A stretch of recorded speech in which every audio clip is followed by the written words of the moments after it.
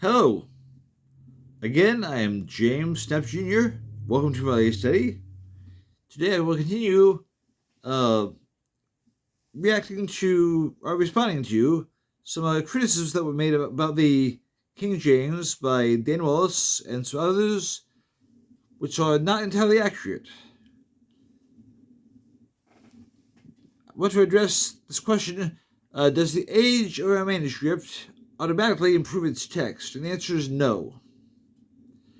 Dr. Wallace wrote, most textual critics just happen to embrace the reasonable proposition that the most ancient manuscripts tend to be more reliable since they stand closer to the date of the autographs. Now, this is a loaded statement, that the idea that it is assumed to be reasonable. He just says it is. But in real life, we have some manuscripts like Papyrus 72, which in Jude is the most inaccurate manuscript, although it is very early.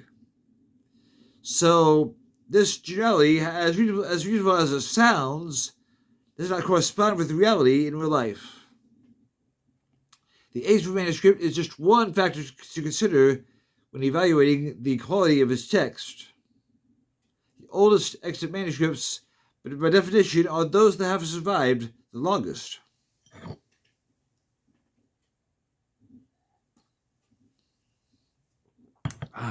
Very nice.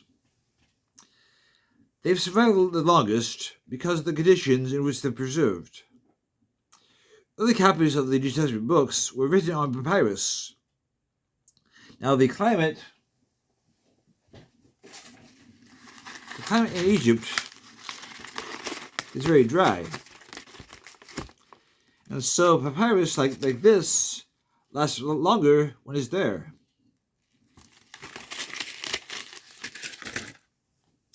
That's why, because of the climate, our earliest manuscripts are found in Egypt.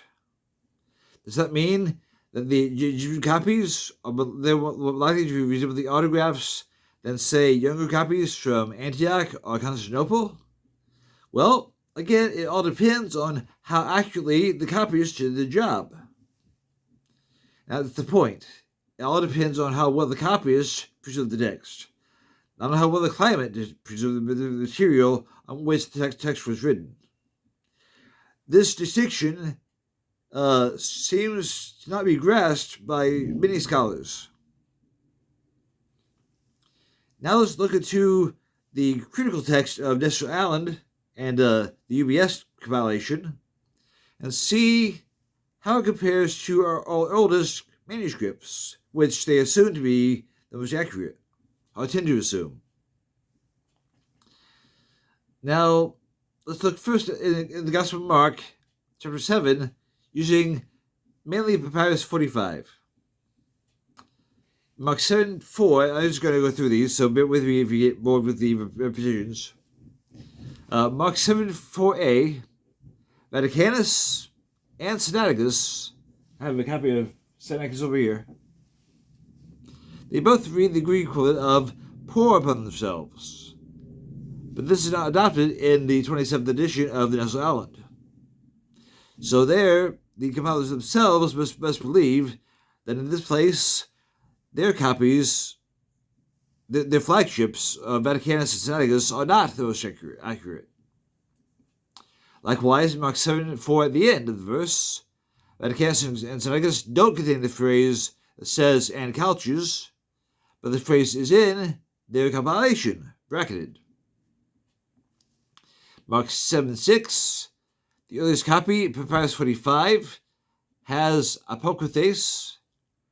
The Byzantine text has it too, so this is the TTR. And yet, the Nestor Aland text, the compilation, does not have it. So here they must think the earliest copy is inaccurate. Mark 7:6b, P45, and the Byzantine text have a little word, Audi, that is not in the Nestor Aland text. So again, they must think here the earliest manuscript is incorrect. Mark 7:12, P45 and the Byzantine text say Kai and And yet we don't see that in the Nestle Island compilation. So here again, they're rejecting the earliest copy. Mark 7:30, P45 and the Byzantine text have words in a different order.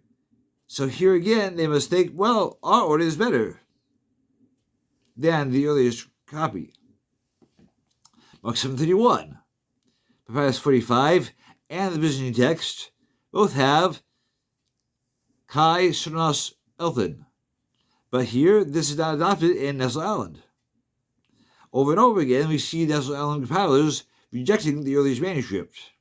So what is claimed by David Wallace is shown to be false in real life. In Mark 7. Mark 7:32, Papyrus 45 and the Byzantine text does not have Kai before Mogalon. And yet, Kai is in the Nestle Island text. You get the idea? In case you're gone? Mark 7:35, Papyrus 45, and the Byzantine text have the extrapolate, but this is not adopted in the Nestle Island.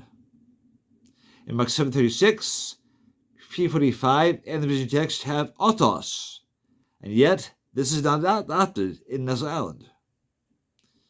In Mark 7:37b, Vaticanus and Sinaiticus do not have the last occurrence of Taos, but it is included in Nestle Island in brackets. So when we back up, take a deep breath,